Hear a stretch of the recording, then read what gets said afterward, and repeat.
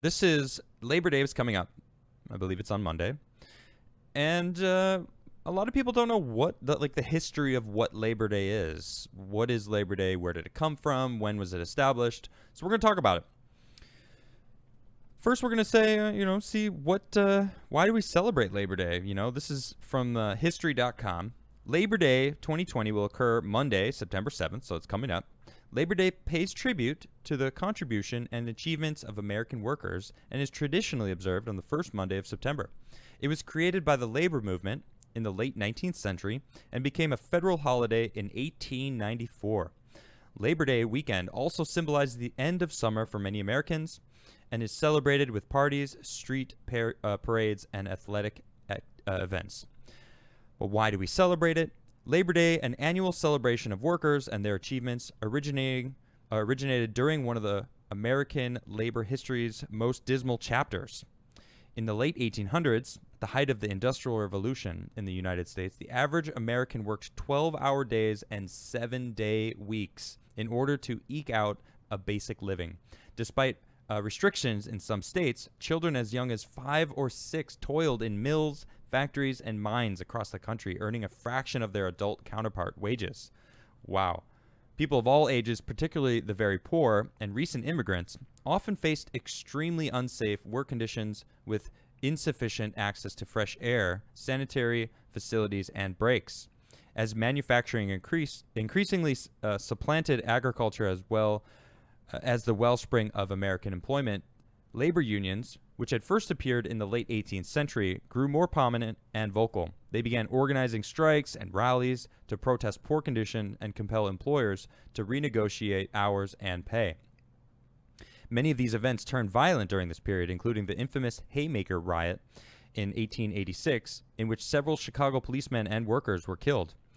Others gave to long-standing traditions. On September 5th, 1882, 10,000 workers took unpaid time off to march from City Hall to Union Square in New York City, holding the first labor parade in U.S. history.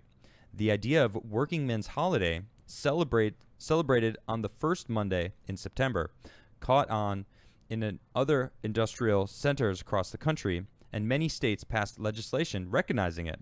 Congress would not legalize the holiday until 12 years later. Then a watershed moment in American labor history brought workers' rights squarely in the public view. On May 11th, 1894, employees of the Pullman Palace Car Company in Chicago went on strike to protest wage cuts and the firing of union representatives. On June 26th, the American Railroad Union, led by Eugene Debs, called for a boycott of all Pullman railway cars, crippling railroad traffic nationwide. To break the Pullman strike, the federal government dispatched troops to Chicago, unleashing a wave of riots that resulted in the deaths of more than a dozen workers. And here's a depiction of it. So then, it was actually Grover Cleveland who signed it into law. And I've got something else here. This is the first Labor Day. So it was June 28th, 1894. President Grover Cleveland signed into law declaring Labor Day a national holiday. Since 1882, Labor Day had been celebrated at a local and state level. From 1887 to 1894, 23 states enacted a Labor Day holiday, but according to Washington Post, the celebration alternated between the first day of September and the first Monday of September, and the first Saturday of September, depending on the location. After being introduced in August 1893, S. 730, which is the bill that passed, sat for 10 months without debate in the Senate. Once Senate leaders brought it to the floor, however, the bill quickly passed. 4 days later, on June 26, 1894, the chairman of the House Labor Committee, Lawrence McGann of Illinois, began consideration of the Senate bill in the House, replacing earlier House version sponsored by Amos Cummings of New York. The legislation passed with no objection and was sent to the president. The response in the new holiday was overwhelmingly positive. Labor unions in cities such as Boston, Nashville, St. Louis celebrated with parades and picnics. Large turnouts in Chicago, 30,000 people, and Baltimore, 10,000 people, underscored the holiday's popularity. At the first official Labor Day parade in Chicago, Chairman McGann reminded the revelers, "Let us each Labor Day hold a Congress and formulate positions for the what is this word? Amelioration.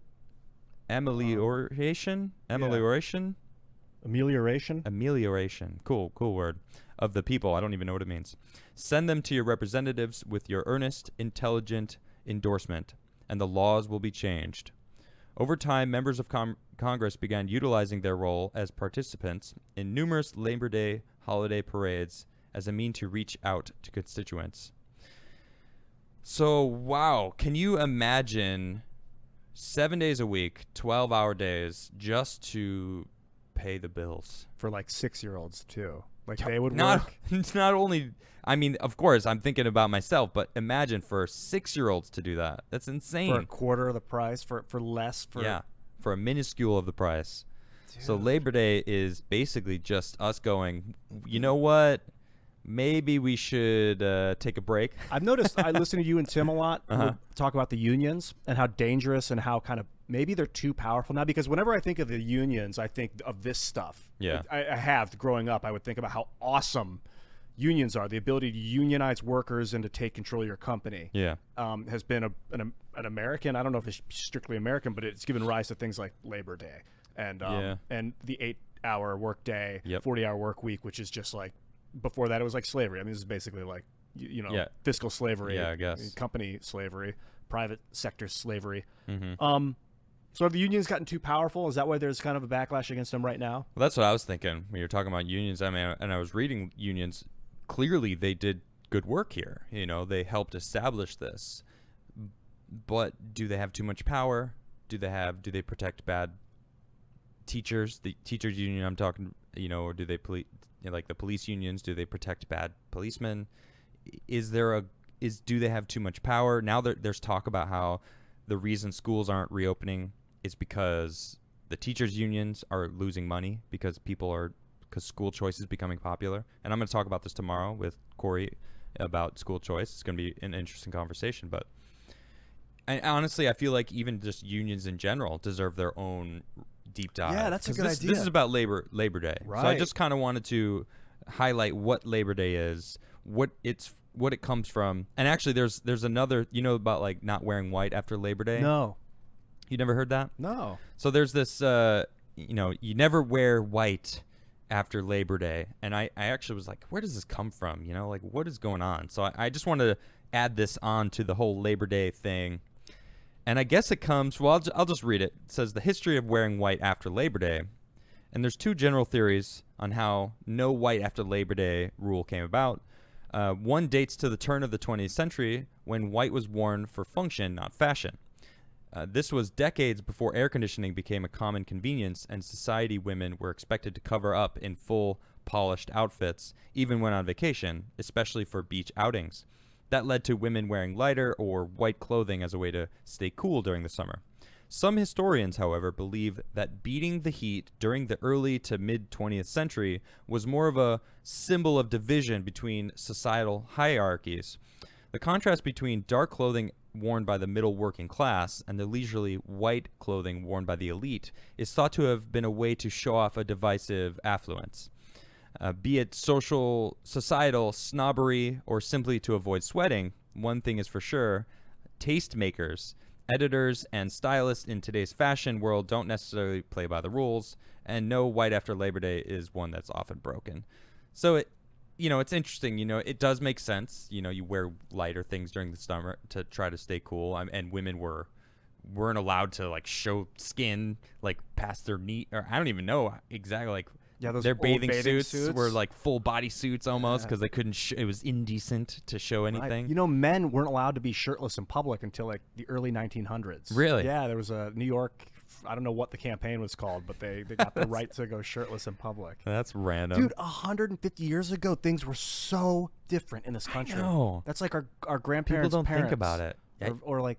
Yep. And it was like 12-hour work days, like 90-hour work weeks. I know. And slave conditions. Some people's great grandparents could have been those kids working in mines, like with no air and no air conditioning or no fresh air to even be pumped in. For women. It was just crazy. What a crazy world we live in now, where these people, many people of generations younger than us, don't even have any idea. because their world is so small in their brains, like video games, the internet, and what's the pop chart. I don't know. I'm generalizing, but it's crazy. They're certainly not thinking about, man, 150 years ago I might have been working in a coal mine to survive. I got a little of it in school. I don't know about you, like history. They didn't really talk a lot about it, I guess, in school. I didn't learn. I mean, I definitely didn't learn about the men weren't allowed to wear shirts thing until a few years ago. And it was the internet. It was like, searching things through the internet. Yeah, that's weird. I never heard that. Educated friends. Isn't that wild, dude? Yeah, it's pretty wild. So yeah, there's that. So that's for Labor Day. Happy Labor Day. Just Labor Day's coming up. So if you're a hard laborer out there, I appreciate you, because that most of the hard laborers are the reason we have the societies functioning as it is. Have you taken a lot of hard labor jobs? I have in the past. I did heating and air conditioning. I was a carpenter for a while. But heating and air conditioning is brutal sometimes, because you'd have to go into attics to install ductwork. Sometimes in the summertime, when the attics they can get brutal in there, so you got to crawl through, fiberglass insulation to run ductwork down and throughout the house. It can be pretty brutal, It's much nicer to install, obviously, when the building's going up, but that some houses are old that didn't have air conditionings or heating in the newer, forced air systems that are out there. So that's really what I have a lot of experience in as far as hard labor, I guess, But that's what. How about you? No, I've worked in the service industry pretty much my whole life. Okay. I like the tips, but I decided to kind of get a taste of it when I was living with the Ottmans when we were founding mines, and I started doing a lot of like chopping wood. Yeah. I mean, not a lot, but just enough to get it. I just needed to know how grueling is it to be in the sun for 12 hours and just be lifting heavy stuff. And man, it is another world. Yeah, it really is. is. So tired and cut up at the end of the day. Mm-hmm. Yeah, I agree. Like too tired to be creative, and a lot of times it would just exhaust my mind. Yeah, I agree. Yeah. So kudos to you if you're lifting stuff. Yep. Hopefully we'll have machines to do it all for us someday. Well, it's coming. It's definitely coming. Or those exo body suits. Yeah. So you can lift like 6,000 pounds.